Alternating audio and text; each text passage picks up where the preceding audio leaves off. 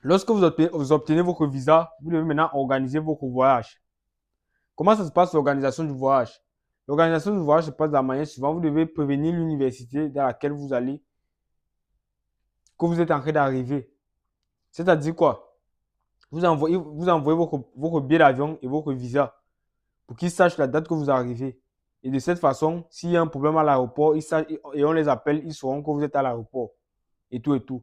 Donc c'est pourquoi on prévient toujours l'université avant d'arriver. Ça, c'est aussi pour minimiser les risques d'être renvoyé à l'aéroport.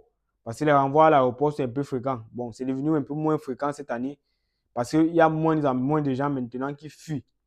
Pour ceux qui ne savent pas, avant, il y a beaucoup d'étudiants qui viennent directement, ils ne passent même pas à l'université et ils fuient, partent, soi-disant en brousse pour aller, soi-disant au Schengen.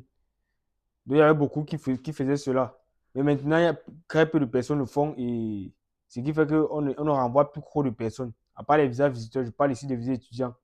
Les visas visiteurs, on continue à les renvoyer parce qu'on sait que beaucoup viennent ici sur la base de visiteurs, mais sinon, ils ne sont pas des visiteurs, ils viennent là juste pour rester. Et à l'aéroport, on le sait. Donc, c'est pour ça que moi, je conseille toujours de ne pas chercher le visa visiteur parce qu'on va bien vous donner ça à l'ambassade dans votre pays. Le visa visiteur, oui, ce n'est pas souvent compliqué. On peut vous donner ça dans l'ambassade de votre pays.